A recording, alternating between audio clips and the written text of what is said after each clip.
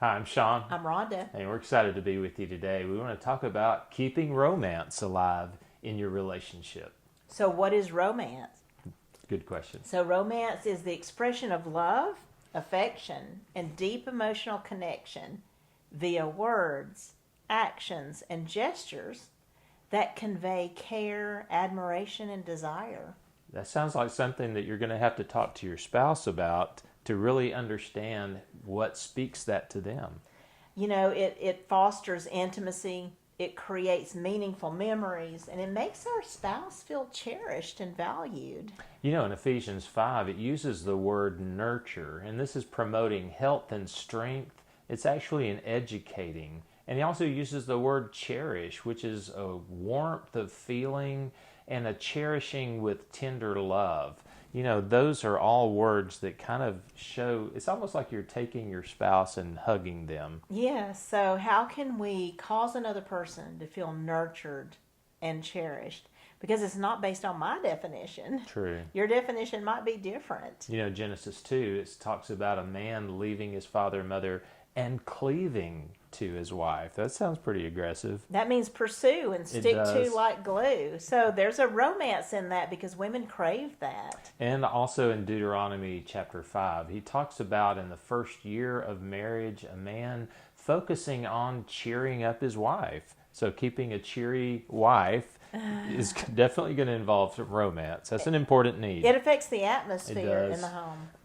And we're not to be, in 1 Corinthians 7, he says that we're not to be defrauding our spouse. We're not to be withholding something that's due them. And understanding, especially men understanding, that romance is definitely a need in the relationship. You know, and he talks in 1 Corinthians 7 about pleasing our spouse, which means to arouse to excitement. Yeah. And so all these things have to do with romance, having romance and excitement, something that attracts and pulls rather than pushes away. Right. So, with all the challenges that people face once you get married, you have children, maybe young children, how do you keep that alive with all the challenges and work and everything in life?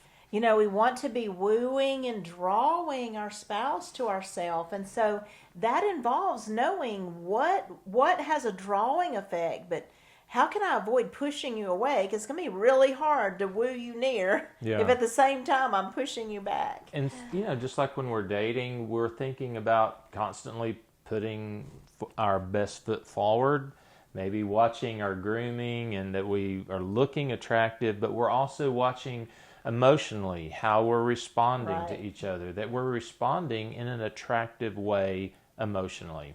We have a love account. Yeah. Whether we like to admit it or not, we kind of do know, you know, am I pouring into the relationship or do I do a lot of taking out? Am I doing a lot of withdrawals?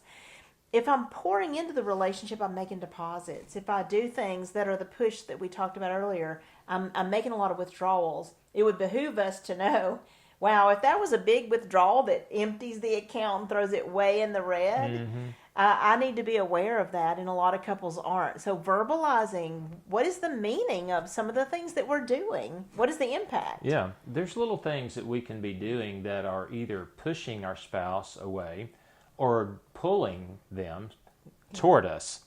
So decreasing those pushes, increasing those pulls. You know, there are studies about simple and passionate kissing. When couples are dating, they're kissing. But somehow when they get married, they decrease or stop kissing.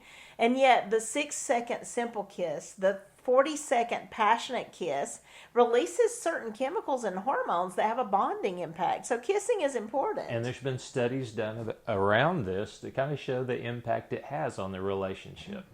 You know, there's touching, there's eye contact that we have with our spouse that's going to leave a lasting impression. Lack of touch, lack of eye contact communicates things. It does. Sometimes we think when we're not saying something, we're not saying something. But we are. Yeah. Because our nonverbals sometimes speak a lot more loudly than our actual words. But so focused attention. Yeah. Not being distracted when my spouse is communicating a heart message or anything, because that would communicate, you know what, you're important. Yeah. And you're a priority right now.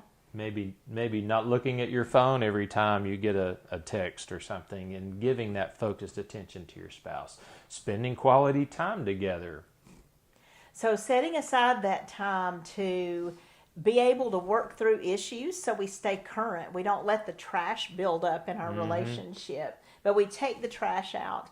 We discuss those things that are thorns in our sides, that are pricks for us, that are those pushes. Yeah. We identify and define that. What does that mean for you? What does that mean for me?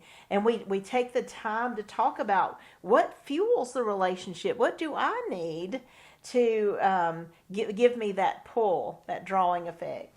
And speaking each other's love language is kind of knowing what communicates love and affection to your spouse, and being able to do those things, even if that's not the language you speak, that's not the things that communicate that to you, you are speaking into their world. Right. And bids are paying attention to the little things. So many times we think, that was nothing. And it's like, no, those little things build up over time. It's the little foxes that destroy the vine. And so when we ignore the little bids for attention, for a smile, for a glance, for a laugh, for connection, for talking, for whatever we might throw a bid out to our spouse, if those are ignored or rejected, they actually can cause the feeling of rejection. And we would think, oh, it's not a big deal that I didn't notice your squirrel moment, but it actually can make a person feel ignored. So noticing the little things, giving that smile, that glance, that touch, have a big impact on the relationship. And staying attuned to your spouse, kind of knowing what's going on with you, what are you needing, what are you experiencing right now. Especially attuning to negative emotion. Yeah. It's so easy to dismiss Yeah. and kick out those negative emotions. But those negative emotions are where the distance creeps in. It is. And so if we can evaluate those and reduce that negative feeling, have some way where it can be communicated and defined, it may be a trigger. We may need to make an adjustment so that we can increase our positivity and decrease our negativity. What creates a safe environment in the relationship for you? That could be a great question to ask. We want to look at what draws us closer spiritually, emotionally, and physically.